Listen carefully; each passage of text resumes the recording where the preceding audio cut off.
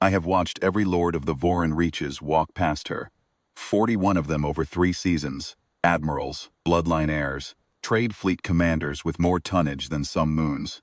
And each one slowed at the bench outside Gate 17, at my Lady Miravel Orunteth, and found somewhere else to be. It was never loud. That is the thing no one outside the court quite understands. Fusel was always quiet. A glance held one breath too short. A redirect of attention to the departure board. An aide materialized with convenient news. The Vauren do not make scenes. They simply leave, and in leaving, they say everything. She had been sitting on that bench for 3 hours when the human arrived. The spaceport on Dust is not a grand place. The wind off the flats gets into the ventilation and carries a fine grit that coats the seats and the display panels alike. The light inside is the color of old bone. Miravel sat straight-backed in the gray coat her household had dressed her in, conservative, high-collared, nothing to fend and nothing to invite. And I sat 2 meters to her left with a reader tablet I had not looked at in an hour. I was watching the gate. I was watching the men who did not stop. The human sat down because it was the only open seat on the bench.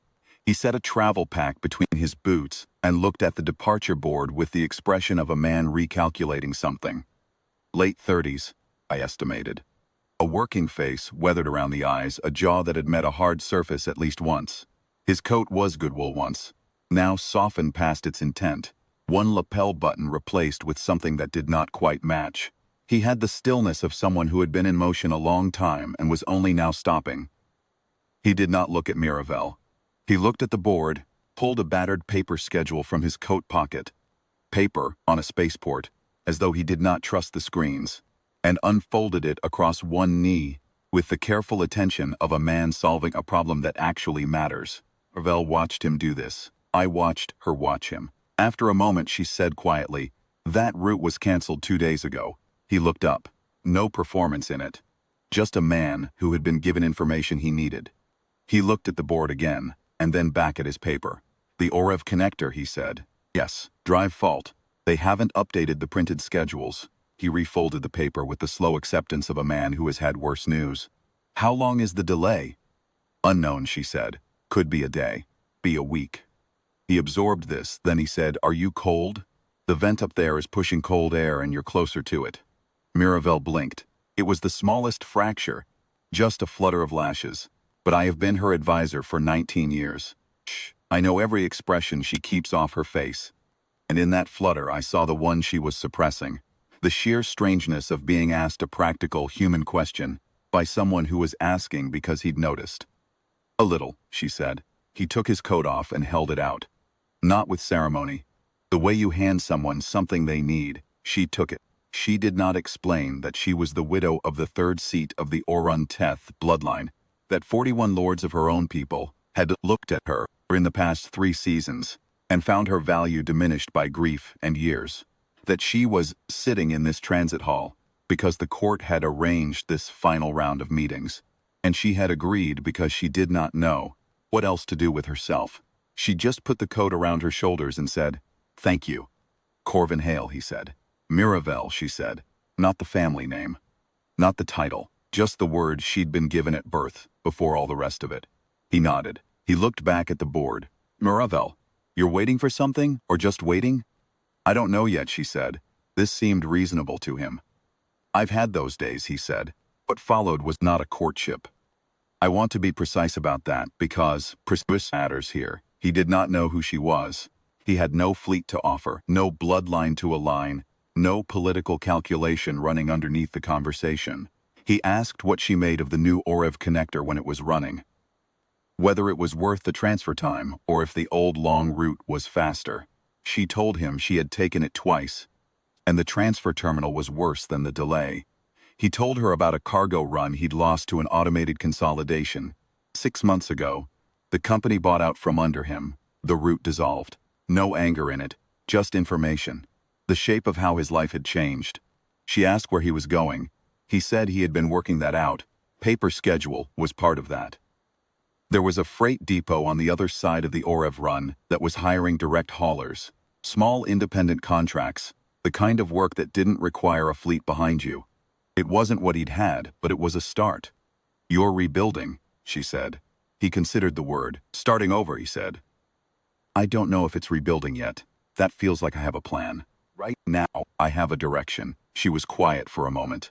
Then she said, I haven't had a direction in a long time. He looked at her. The assessing look that the Lords gave her. The calculation, the ledger weighing. He just looked, with the same attention he'd given the departure board and the paper schedule. Like she was a thing worth understanding. How long? He said. Years, she said. Since my husband died. Since then I've been present, attending, but not going anywhere. He was quiet. Not the silence of a man composing a response. Just a man hearing her. That sounds hard, he said finally. Miravel looked at him for a moment. Then she said, it is. The gateboard shifted. His transit number came up in amber. Boarding in 40 minutes, I saw him register it. I watched him look at it, and then look at her, and then fold the paper schedule and put it back in his coat pocket. Her coat, at that moment, still around her shoulders. You're boarding, she said. In 40 minutes, he said. He did not move, she noticed. You could miss it, she said. The depot.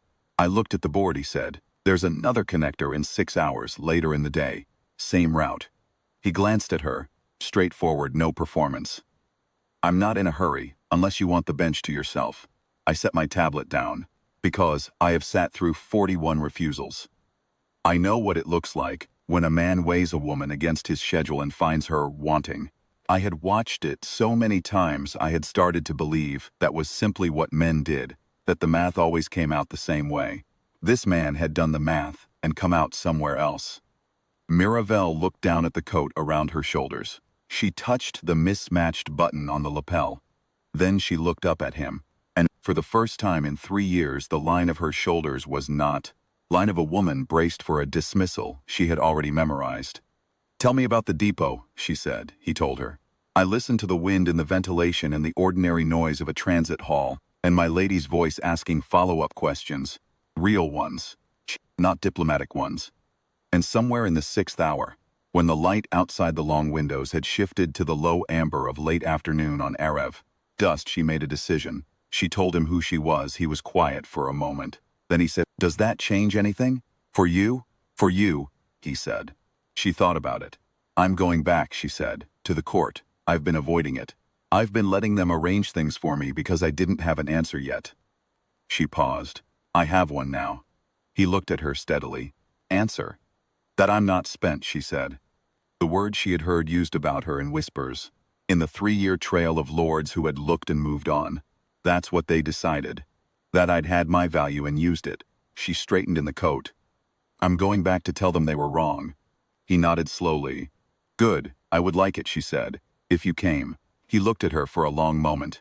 A man with a paper schedule. A direction but not yet a plan. Coat he'd handed to a stranger because the vent was running cold. He said, I've got 6 hours until the connector. The court is 40 minutes by shuttle, I said. They both turned. I think they had forgotten I was there. I stood and smoothed my coat and looked at him with the same care I had given the 41 lords who had failed the simplest test. I had watched every one of them see her title and calculate. This one had seen her cold and handed over his coat. She is Miravel Oren Teth, I said. The widow of the 3rd seat, and the court has spent 3 years deciding she is finished. I held his gaze. If you walk in beside her, they will need to recalculate. He looked at Miravel, she looked at him. I'm not much of a statement, he said. No, I said. You're better than that. You're a man who missed a connector because he wasn't in a hurry. I picked up my tablet. That is exactly the kind of man she needs beside her. The shuttle left at dusk. I sat in the row behind them and watched the lights of Erev dust fall away beneath us. Miravel had his coat still. She had not given it back, and he had not asked for it. Outside the window, the desert flats ran silver in the last light, and ahead the Capitol towers caught the first stars. I had watched 1,000 refusals. I would not forget the one man who stayed.